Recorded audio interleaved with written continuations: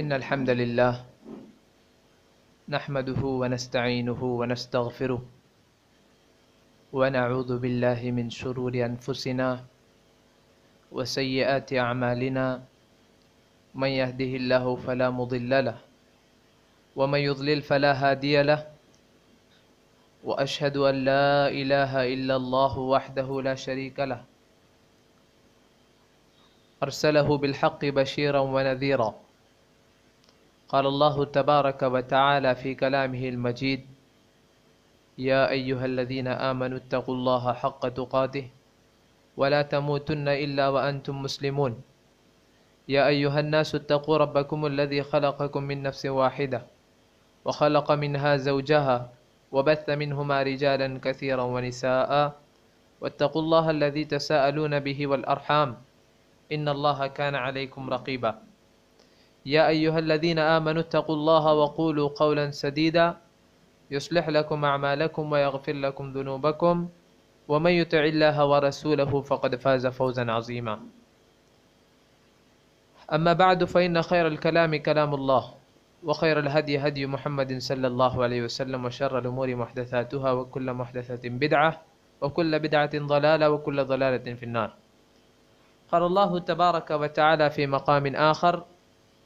إن الله لا يغفر أن يشرك به ويغفر ما دون ذلك لمن يشاء ومن يشرك بالله فقد ضل ضلالا بعيدا. معزز حاضرین، آج کے اس ہفتہ واری درس میں مجھے آپ کے سامنے گفتگو کے لیے جو عنوان دیا گیا ہے وہ بڑا ہی اہم عنوان ہے اور بڑا ہی اہمیت کا حامل عنوان ہے، جس کو ہم شرک باللہ کہتے ہیں۔ شرک کا ضد، اس کا اپوزٹ توحید ہے، جیسا کہ ہم اچھی طرح سے جانتے ہیں۔ توحید کی اہمیت، اس کے فضائل اور توحید کے اثرات انسانی زندگی پر، اس تعلق سے آپ نے سنا ہوگا، اور آپ جانتے ہیں عربی کا مقولہ بھی ہے وَبِضِدِّهِ تَتَبَيَّنُ الْأَشْيَاء، کہ کسی چیز کے اپوزٹ کے وضاحت سے وہ چیز جو ہے سمجھ میں آ جاتی ہے۔ لہذا آج کے اس درس میں آپ کے سامنے شرک اور اس کی وضاحت رکھنا مناسب سمجھوں گا۔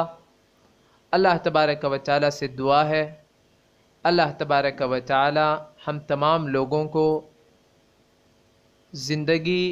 ایمان کی حالت میں گزارنے کی توفیق عطا فرمائے، اور جب ہماری وفات آئے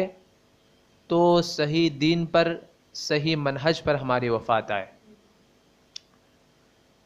سب سے پہلے آپ کے سامنے یہ بتا دوں کہ شرک کسے کہتے ہیں۔ شرک کی لغوی تعریف اہل علم نے اس طرح سے کی ہے کہ اتخاذ الشریکی، کسی کو اپنا شریک بنا لینا، کسی کو اپنا پارٹنر بنا لینا، اس کو شرک کہا جاتا ہے۔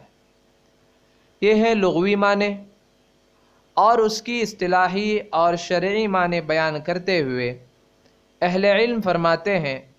کہ اتخاذ الشریک والند مع اللہ عز وجل فی الربوبیہ او فی العبادہ او فی الاسماء والصفات، یعنی اللہ تبارک و تعالی کے ساتھ کسی کو شریک ٹھہرانا، اللہ کا کوئی مثیل ٹھہرانا، اللہ کے مقابلے میں کسی کی عزت یا احترام کرنا، چاہے ربوبیت میں ہو، الوہیت میں ہو یا اسماء و صفات میں ہو، اس کو شرک کہا جاتا ہے۔ ند کسے کہتے ہیں؟ اہل علم فرماتے ہیں کہ ند کے معنی مثیل کے ہیں، یعنی مطلب ایسا آدمی جو کسی کو اس کے برابر ٹھہراتا ہو، اس کو ند کہا جاتا ہے۔ قرآن میں بہت ساری جگہوں پر یہ لفظ آیا ہے، احادیث مبارکہ کے اندر اس لفظ کا استعمال کیا گیا ہے۔ اللہ تعالیٰ ایک جگہ پر فرماتا ہے فَلَا تَجْعَلُوا لِلَّهِ أَنْدَادًا وَأَنْتُمْ تَعْلَمُونَ، تم لوگ اللہ تبارک و تعالیٰ کا ساتھی اور ساجی نہ بناؤ در حال یہ کہ تمہیں اس بات کا علم ہو۔ تو اس جگہ پر اللہ تبارک و تعالیٰ نے لفظ ند کا استعمال کیا جس کی جمع انداد آتی ہے،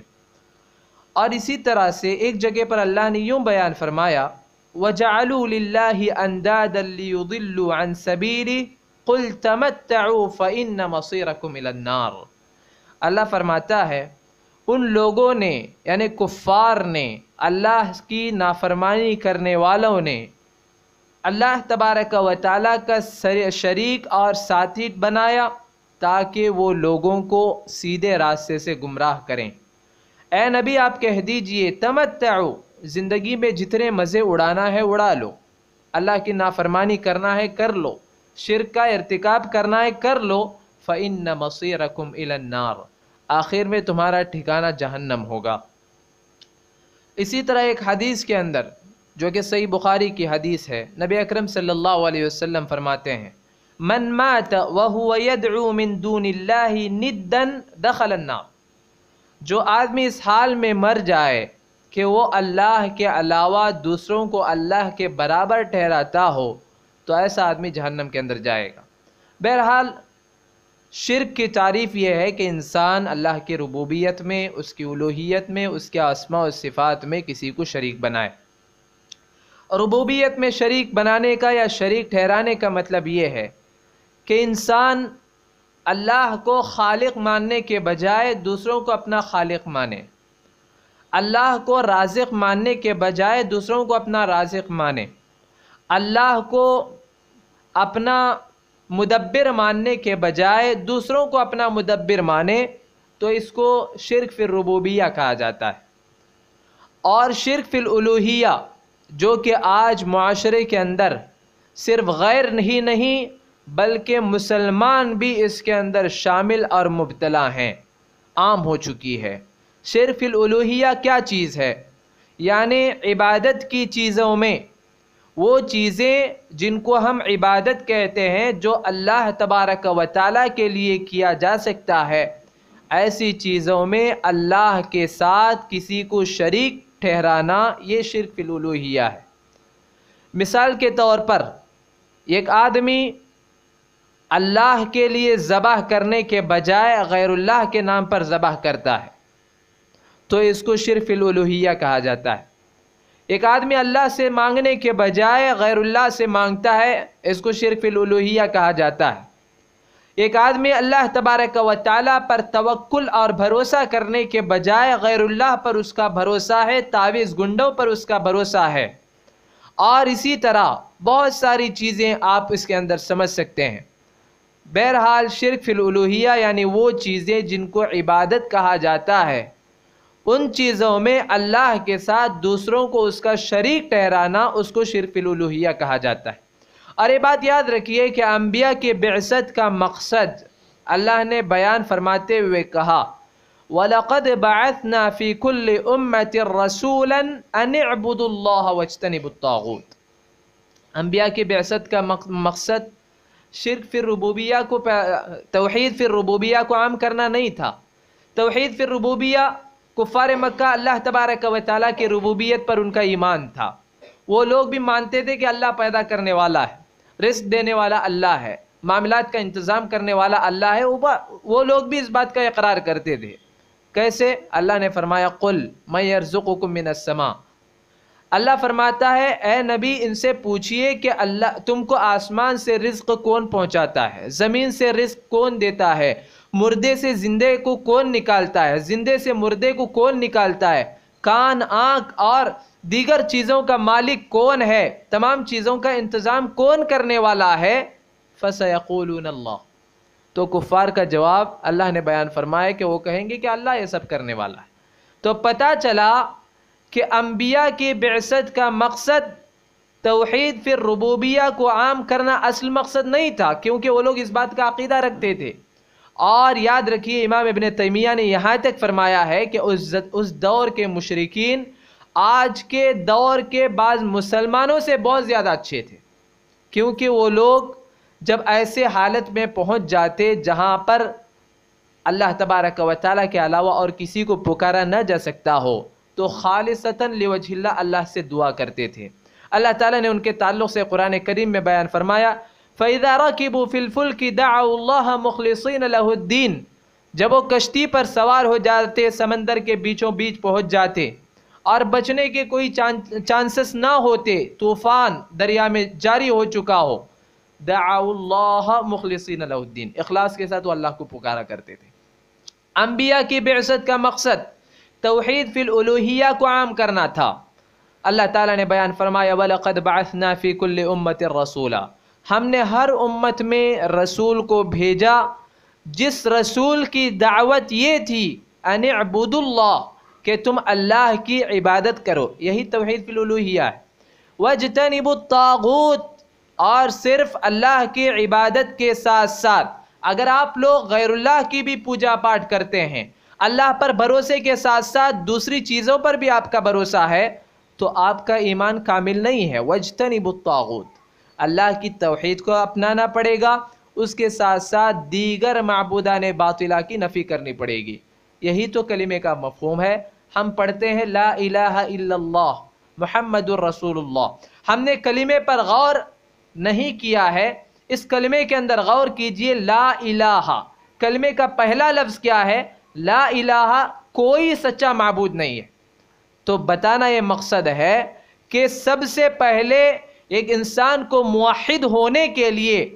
توحید کو اپنانے سے پہلے دیگر معبودان باطلہ کی نفی کرنی ہوگی۔ دنیا کے اندر جتنی بھی معبودان کی پرستش کی جاتی ہے، جتنی چیزوں کو بھی معبود سمجھا جاتا ہے، ان تمام چیزوں کا انکار کرنا ہوگا۔ ابراہیم علیہ السلام نے اپنے قوم کے سامنے تمام چیزوں کا انکار کر دیا اور ایک اللہ کی عبادت کا انہوں نے اعلان کیا۔ غرض یہ کہ توحید فی الالوہیہ یہ اصل ہے۔ اس کے بعد تیسری قسم توحید فی الاسماء والصفات، یعنی اللہ تبارک و تعالیٰ نے اپنے لیے جو نام قرآن کریم میں بیان فرمائے ہیں، نبی اکرم صلی اللہ علیہ وسلم نے احادیث مبارکہ کے اندر اللہ کے جو اسماء و صفات کا تذکرہ فرمایا ہے، ان کو من وعن تسلیم کرنا اور ان اسماء و صفات میں اللہ کے ساتھ دوسروں کو شریک نہ ٹھہرانا، یہ توحید فی الاسماء والصفات یا شرک فی الاسماء والصفات۔ اب آئیے دیکھتے ہیں کہ شرک کی کتنی قسمیں ہیں۔ اہل علم نے شرک کی دو قسمیں بیان فرمائی ہیں، ایک شرک اکبر اور ایک شرک اصغر۔ شرک اکبر یعنی غیر اللہ کی کھلے عام عبادت کی جائے، اور شرک اصغر جو ہے ایسی چیز جس کے تعلق سے یہ بات تو حدیث میں آئی ہو کہ وہ شرک ہے، لیکن یہ شرک اکبر تک پہنچانے والا نہ ہو تو اس کو شرک اصغر کہا جاتا ہے۔ مختصر سی تعریف اور اقسام کے بیان کرنے کے بعد اب آئیے آپ کے سامنے شرک کے وسائل اور ان اسباب کا تذکرہ کروں جن اسباب کی وجہ سے انسان شرک جیسے عظیم گناہ کے دلدل میں پھنستا ہے۔ نبی اکرم صلی اللہ علیہ وسلم نے ہر وہ چیز جو انسان کو شرک تک پہنچاتی ہے، اس چیز سے نبی اکرم صلی اللہ علیہ وسلم نے منع فرمایا۔ آئیے دیکھتے ہیں وہ کیا چیز ہے جو انسان کو شرک تک لے جاتی ہے۔ سب سے پہلی چیز جس کو اہل علم نے بیان فرمایا ہے الغلو فی الصالحین، نیک لوگوں کے تعلق سے غلو سے کام لینا۔ غلو کسی کی تعریف میں حد سے مبالغہ کرنا، حد سے آگے بڑھ جانا، یا کسی کی مذمت میں حد سے آگے بڑھ جانا، اس کو غلو کہا جاتا ہے۔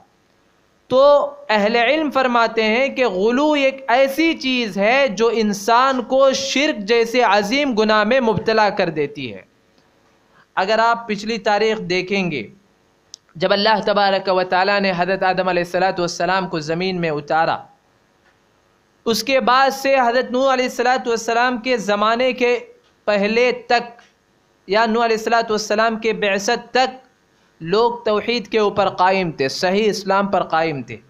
چنانچہ عبداللہ بن عباس رضی اللہ تعالی عنہما فرماتے ہیں کان بین آدم و نوح عشرۃ قرون کلہم علی الاسلام۔ عبداللہ بن عباس رضی اللہ تعالیٰ عنہما فرماتے ہیں کہ نوح اور آدم کے مابین 10 صدیاں تھی اور سب کے سب صحیح اسلام پر قائم تھے اور ان کے اندر شرک نہیں تھا۔ اس کے بعد لوگ نیک لوگوں سے اپنا تعلق رکھنے لگے، اور ایک مدت کے بعد شیطان نے انہیں آ کے دل میں بات ڈالی کہ آپ سے پہلے آپ کے اچھے لوگ، آپ کے بزرگ لوگ گزر چکے ہیں، لہذا آپ کو کبھی ان کی یاد نہیں آتی۔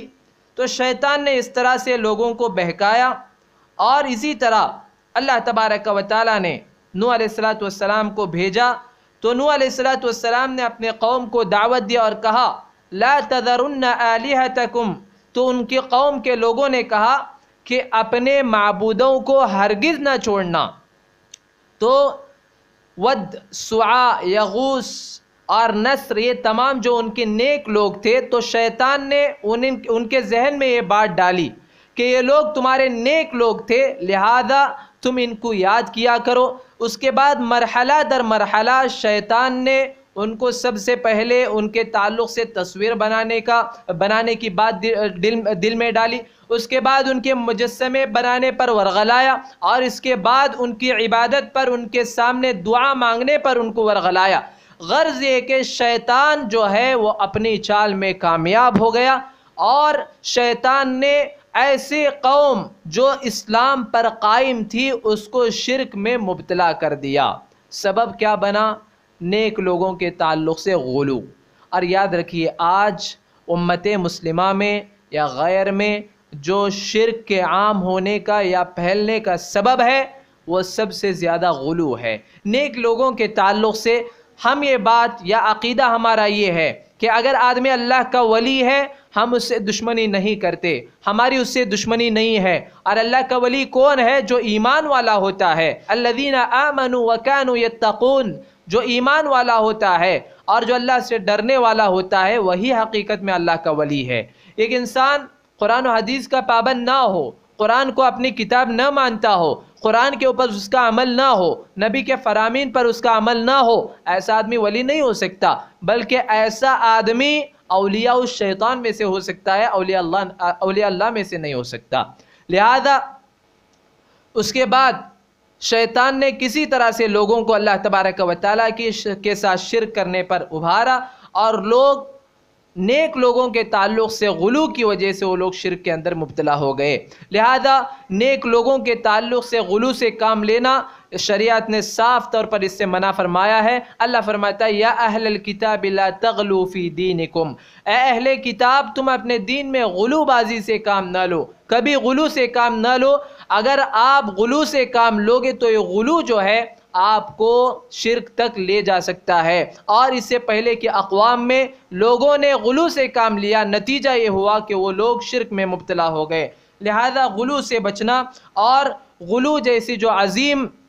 ایسی چیز یا ایسا سبب جو انسان کو شرک تک لے جا سکتا ہے اس سے بچنا نہایت ہی ضروری ہے۔ اور دوسری چیز الافراط فی المدح، کسی کی تعریف میں حد سے مبالغہ کرنا۔ مثلا نبی اکرم صلی اللہ علیہ وسلم کی حد سے زیادہ تعریف کرنا۔ جتنی تعریف نبی کی ہونی چاہیے الحمدللہ ہم لوگ کرتے ہیں، لیکن تعریف میں اگر نبی کو اللہ تبارک و تعالیٰ سے بڑھ کر مقام دیا جائے، نعوذ باللہ نبی کو حاضر ناظر سمجھا جائے، نعوذ باللہ من ذالک نبی کو عالم الغیب اگر تصور کیا جائے تو پھر یہ چیز انسان کو شرک تک لے جاتی ہے۔ لہذا اہل علم نے فرمایا کہ شرک کے اسباب میں سے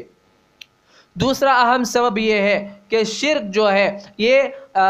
تعریف میں حد سے آگے بڑھنے سے آتی ہے، اور اسی طرح اس میں حد کو پار کرنے سے اور حد کو تجاوز کرنے سے شرک پیدا ہو سکتا ہے۔ اسی لیے نبی اکرم صلی اللہ علیہ وسلم کو اس بات کا خوف اور اس بات کا ڈر پہلے سے ہی تھا، اسی لیے نبی اکرم صلی اللہ علیہ وسلم نے اپنے امت کو ڈراتے ہوئے کہا لا تطرونی کما اطرت النصارى عیسی ابن مریم فانما انا عبد فقولوا عبد اللہ ورسولہ۔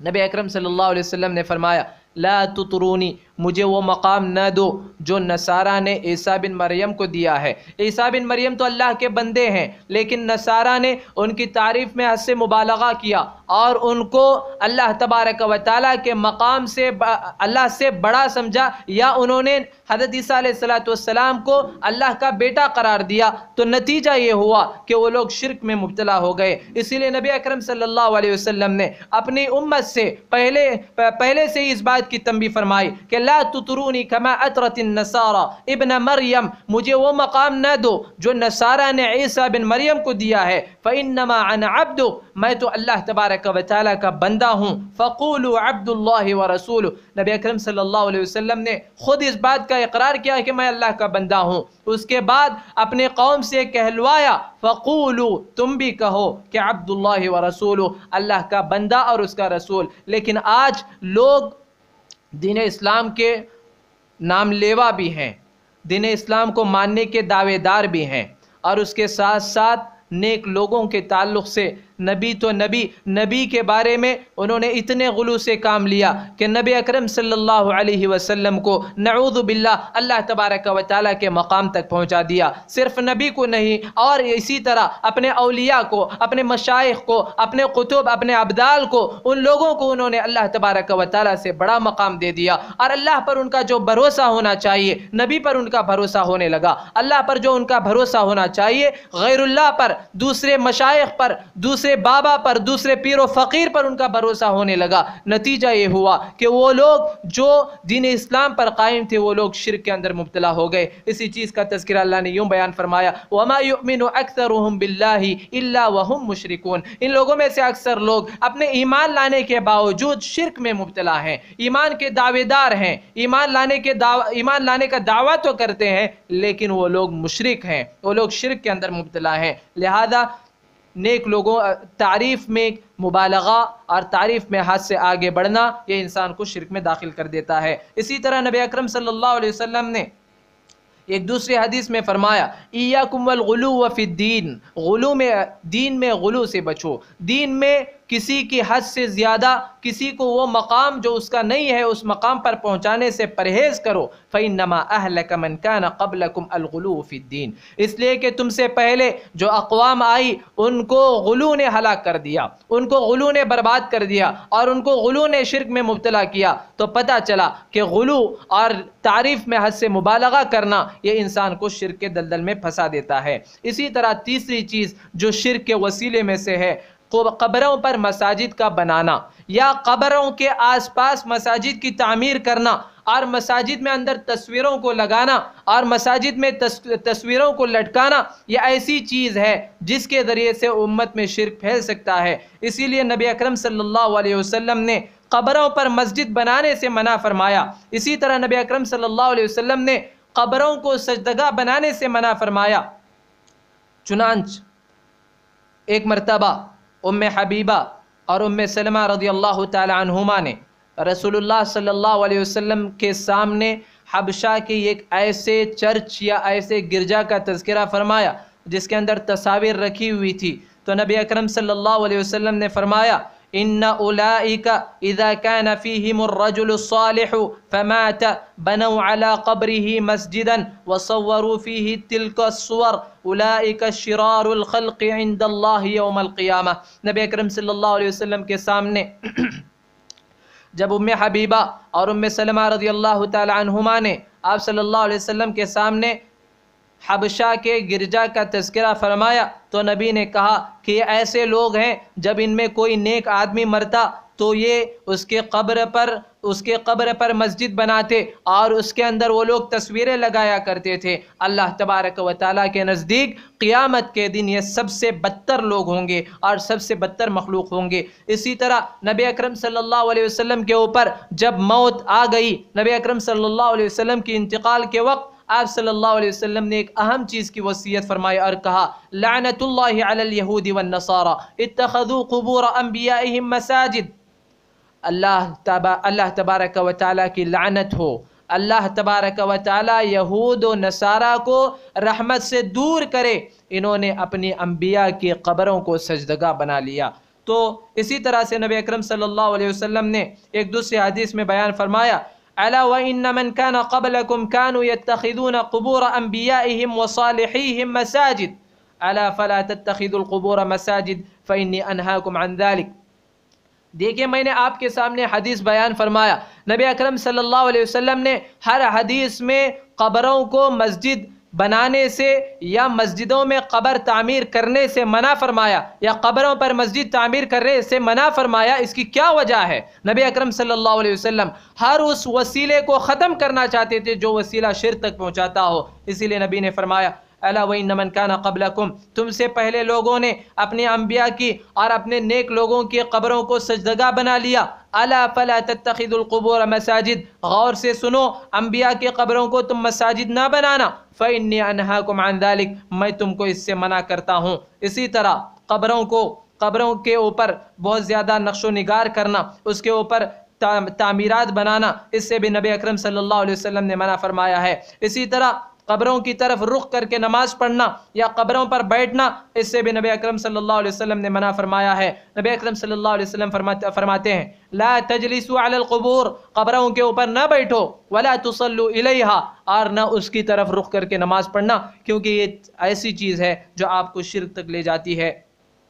और इसी तरह से कब्रों के ऊपर तामीरात बनाना, और इसी तरह एक अहम चीज़ और एक अहम सबब जो इंसान को शिर्क तक ले जा सकता है वो ये है कि शद्दुर रिहाल इला गैरिल मसाजिद सलासा, मसाजिद सलासा के अलावा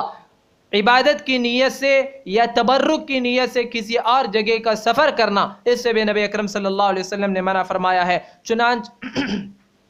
नबी अकरम सल्लल्लाहु अलैहि वसल्लम फरमाते हैं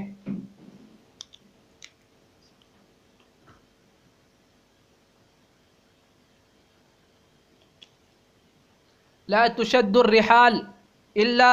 इला सलासति मसाजिद मस्जिदी हादा वल मस्जिदिल हराम वल मस्जिदिल अक्सा। नबी अकरम सल्लल्लाहु अलैहि वसल्लम ने बयान फरमाया कि सिर्फ 3 मसाजिद की तरफ सफ़र किया जा सकता है। मेरी ये मस्जिद यानी मस्जिद नबवी, मस्जिद हराम और मस्जिद अक्सा। नबी अकरम सल्लल्लाहु अलैहि वसल्लम ने इससे क्यों मना फरमाया? ताकि इंसान के दिल में शिर्क का ज़रा सा भी कोई हिस्सा पैदा ना हो। इसीलिए नबी अकरम सल्लल्लाहु अलैहि वसल्लम ने इन 3 मसाजिद के अलावा दीगर चीज़ों की तरफ, हत्ता कि अगर कोई आदमी नबी सल्लल्लाहु अलैहि वसल्लम के कब्र की ज़ियारत से सिर्फ सफ़र करता है, उसके लिए मना है। इस हदीस के अंदर ममाना साफ़ है। इसीलिए इमाम इब्न तैमिया, शेखुल इस्लाम इब्न तैमिया रहमतुल्लाह अलैह फरमाते हैं वक़द इत्तफ़क़ल अइम्मा अला अन्नहु लौ नज़र अन युसाफ़िर इला क़ब्रिही सल्लल्लाहु अलैहि वसल्लम औ गैरिही मिनल अंबिया वस्सालिहीन लम यकुन अलैहि अन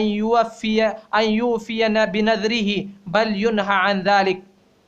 इमाम इब्न तैमिया रहमतुल्लाह अलैह फरमाते हैं अइम्मा का इस बात पर इत्तिफाक है, अगर कोई आदमी नज़र मानता है कि वो नबी अकरम सल्लल्लाहु अलैहि वसल्लम के कब्र की तरफ जाएगा या दीगर सालिहीन की कब्र की तरफ जाएगा, तो उसके ऊपर ज़रूरी है उसके ऊपर ज़रूरी है कि वो अपने नज़र को पूरा न करे, बल्कि इस चीज़ से उसे मना किया गया है। ये थे कुछ असबाब और वसाइल जिससे बात हमारे सामने वाज़े हो रही थी कि इंसान जो है इन वसाइल के ज़रिए से शिर्क का इर्तिकाब कर सकता है। लिहाजा ज़रूरी है कि हम अपने आप को इन वसाइल से दूर रखें और इन वसाइल से हम अपने आप को किनारा कश कर लें। अगर इन वसाइल से हम दूर रहेंगे तो बिइज़्निल्लाह अल्लाह तबारक व तआला के शिर्क से और अल्लाह तबारक व तआला की जो अज़ीम गुनाह है और जो जुल्म अज़ीम है उससे हम बच पाएंगे।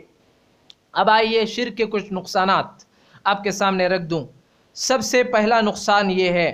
कि शिर्क जो है ये इंसान के सारी नेकियों को बर्बाद कर देता है। शिर्क, अल्लाह ताला के साथ शिर्क करना, ये इंसान के सारे नेकियों को बर्बाद कर देता है और उसके सारे नेक अमाल को बातिल और बेकार कर देता है। दलील क्या है? नबी अकरम अल्लाह तबारक व तआला ने कुरान करीम में सूरे अनआम के अंदर अंबिया के तज़किरे फरमाए, अंबिया के वाक़यात को बयान फरमाया और उनकी खूबियाँ बयान फरमाई। उसके बाद तौहीद की बालादस्ती को बयान करते हुए और शिर्क की मजम्मत करते हुए ये बात बयान फरमाया कि अगर ये अंबिया भी अल्लाह के साथ दूसरों को शरीक ठहराएं तो फिर इनके भी सारी नेकियां बर्बाद हो जाएंगी। अल्लाह फरमाता है वलौ अशरकू लहबित अन्हुम मा कानू यअमलून, اگر یہ انبیاء بھی اللہ کے ساتھ دوسروں کو شریک ٹھہرائیں گے، حاشا للہ ان یفعلوا، انبیاء کے تعلق سے سوچا نہیں جا سکتا کہ وہ اس طرح کا کام کر سکتے ہیں، لیکن اللہ تبارک و تعالیٰ نے توحید کی بالادستی کو بیان فرمانے کے لیے کہا کہ اگر انبیاء بھی شرک کریں گے اللہ ان کے بھی سارے نیک اعمال کو برباد کر دے گا۔ جب انبیاء کے تعلق سے اللہ اتنا سخت لہجہ اپناتا ہے تو ہم اور آپ کس درجے میں ہیں؟ لہذا ہمیں چاہیے کہ شرک سے اپنے آپ کو دور رکھنے کی پوری طور پر کوشش کرے۔ اسی طرح خصوصی طور پر ہمارے اور آپ کے آخری نبی محمد عربی صلی اللہ علیہ وسلم کو بھی اللہ تبارک و تعالیٰ نے تنبیہ فرمائی اور کہا لئن اشرکت لیحبطن عملک ولتکونن من الخاسرین، اے نبی آپ سن لیجئے، اگر آپ بھی شرک کریں گے آپ کے بھی سارے نیک اعمال برباد ہو جائیں گے اور آپ بھی بہت بڑا نقصان اٹھانے والوں میں سے ہو جائیں گے۔ تو پتہ چلا کہ شرک، اللہ کے ساتھ شرک کرنا، شرک فی الالوہیہ ہو، شرک فی الربوبیہ ہو، شرک فی الاسماء والصفات ہو، کسی چیز میں بھی اللہ کے ساتھ شرک کرنا یہ انسان کے نیک اعمال کو برباد کرنے کا سبب ہے۔ دوسری چیز، جو آدمی شرک کرتا ہے بغیر توبہ کے مر جاتا ہے، اس کے تعلق سے اہل السنہ والجماعہ کا عقیدہ ہے کہ یہ لوگ جہنم میں ہمیشہ ہمیشہ رہیں گے۔ اللہ تبارک و تعالیٰ نے فرمایا اِنَّهُ مَن يُشْرِكْ بِاللَّهِ فَقَدْ حَرَّمَ اللَّهُ عَلَيْهِ الْجَنَّةَ وَمَأْوَاهُ النَّارُ وَمَا لِلظَّالِمِينَ مِنْ أَنصَارٍ۔ اللہ فرماتا ہے جو آدمی بھی اللہ کے ساتھ شرک کا معاملہ کرتا ہے اللہ تبارک و تعالیٰ نے اس کے اوپر جنت کو حرام کر دیا ہے اور اس کا ٹھکانہ جہنم ہے، لہذا اور ظالمین کا کوئی مددگار نہیں ہے۔ پتہ چلا اس آیت سے کہ اللہ تبارک و تعالیٰ شرک کو معاف نہیں کرتا۔ ان اللہ لا یغفر ان یشرک بہ ویغفر ما دون ذلک لمن یشاء، اللہ تبارک و تعالیٰ اس بات کو کبھی معاف نہیں کرتا کہ اس کے ساتھ کسی کو شریک ٹھہرایا جائے۔ اس کے علاوہ دوسرے جو گناہ ہیں، دوسرے جو کبائر ہیں، اللہ تبارک و تعالیٰ اس کو معاف کرے گا۔ اسی طرح نبی اکرم صلی اللہ علیہ وسلم نے بیان فرمایا، جابر بن عبداللہ رضی اللہ تعالیٰ عنہ بیان فرماتے ہیں کہ نبی اکرم صلی اللہ علیہ وسلم نے بیان فرمایا من مات لا یشرک باللہ شیئا دخل الجنہ ومن مات یشرک باللہ شیئا دخل النار۔ جس آدمی کی موت اس حال میں آئے کہ اس نے اللہ کے ساتھ کبھی کسی کو شریک نہ ٹھہرایا ہو، وہ آدمی یقیناً جنت میں داخل ہو جائے گا، اور جس آدمی کی موت اس حال میں آئے کہ اس نے اللہ کے ساتھ دوسروں کو شریک ٹھہرایا ہو، وہ آدمی جہنم کے اندر داخل ہو جائے گا۔ تو پتہ چلا کہ شرک جو ہے یہ انسان کو خلود فی النار کا سبب بنتا ہے، اس کے خلود فی النار یعنی جہنم میں ہمیشہ رہنے کا سبب بنتا ہے۔ اسی طرح جو آدمی شرک کرتا ہے وہ آدمی کبھی اطمینان اور امن سے نہیں رہ سکتا، اور اسی طرح ایک معاشرہ اگر یہ چاہتا ہے کہ اس کے اندر امن پیدا ہو جائے، سکون پیدا ہو جائے اور معاشرے کے اندر امن قائم ہو جائے، امن کی فضا قائم ہو جائے، تو ضروری ہے کہ توحید کو اپنائے اور شرک سے اپنے آپ کو بچائے۔ اگر ایسا نہ ہوگا تو معاشرہ کبھی پرامن نہیں ہوگا، انسان کو کبھی اطمینان حاصل نہیں ہوگا۔ اللہ تعالیٰ بیان فرماتا ہے الذین آمنوا ولم یلبسوا ایمانہم بظلم اولئک لہم الامن وہم مہتدون، جو لوگ ایمان لائے اور انہوں نے اپنے ایمان کو ظلم کے ساتھ ولم یلبسوا ایمانہم بظلم، اپنے ایمان کو شرک کے ساتھ نہ ملایا، تو پھر ایسے لوگوں کے لیے امن و امان حاصل ہوتا ہے۔ اللہ تبارک و تعالیٰ ان کو امن عطا کرتا ہے اور ایسے لوگ ہی ہدایت یافتہ ہیں، ایسے لوگ ہی سیدھے راستے پر قائم ہیں۔ اور اسی طرح جو آدمی شرک کرتا ہے اس آدمی کے دل سے اللہ تبارک و تعالیٰ اپنا خوف نکال دیتا ہے اور دشمنوں کا خوف اس کے اندر پیدا کر دیتا ہے۔ اور اسی طرح شرک یہ دنیا کے اندر پریشانیوں کا سب سے بڑا سبب ہے۔ اللہ تعالیٰ فرماتا ہے فَلَا تَدْعُ مَعَ اللَّهِ إِلَٰهًا آخَرَ فَتَكُونَ مِنَ الْمُعَذَّبِينَ، اللہ تعالیٰ بیان فرماتا ہے تم اللہ تبارک و تعالیٰ کے ساتھ دوسروں کو نہ پکارنا، اللہ تبارک و تعالیٰ کے ساتھ دوسروں کو شریک نہ ٹھہرانا، اللہ کے بجائے دوسروں سے اپنے حاجات کو دوسروں کے سامنے پیش نہ کرنا۔ اگر ایسا کرو گے تو اللہ تبارک و تعالیٰ تمہیں تکلیف میں مبتلا کرے گا۔ مفسرین بیان فرماتے ہیں کہ اس کا مطلب یہ ہے کہ دنیا میں اس کی زندگی اللہ تبارک و تعالیٰ دو بھر کر دے گا، اس کی زندگی میں مشاکل اور پریشانیاں آئیں گی اور اس آدمی کو کبھی چین و سکون نہ ہوگا، مال ہوگا، دولت اور اسی طرح تمام قسم کی فراوانی ہوگی، لیکن اس کے دل میں سکون اور اطمینان اس کو حاصل نہ ہوگا۔ لہذا ہم چاہتے ہیں کہ اگر ہم چاہتے ہیں کہ ہماری زندگی سے ساری پریشانیاں ختم ہو جائیں تو اپنے آپ کو توحید پر قائم رکھیں، شرک سے اپنے آپ کو بچائیں، اور شرک سے بچنے کے لیے توحید اور شرک کے بارے میں معلومات کو حاصل کرنا ہوگا، اس کے تعلق سے سیکھنا ہوگا۔ لہذا میری آپ سے درخواست ہے کہ آپ عقیدے کی تعلیم حاصل کیجئے، عقیدے کو سیکھیے، توحید کی تعلیم کو حاصل کیجئے اور توحید کے اوپر قائم رہنے کی پوری کوشش کیجئے، اور شرک اور اس کے جو وسائل ہیں اس سے اپنے آپ کو بچائیے۔ اللہ تبارک و تعالیٰ سے دعا ہے اللہ تبارک و تعالیٰ ہمیں اور آپ اور جمیع امت مسلمہ کو شرک جیسے عظیم گناہ سے بچائے اور توحید پر قائم رہنے کی توفیق عطا فرمائے۔ اقول قولی هذا استغفر الله لي ولكم ولسائر المسلمين من كل ذنب فاستغفروه انه هو الغفور الرحيم، واخر الدعوانا ان الحمد لله رب العالمين۔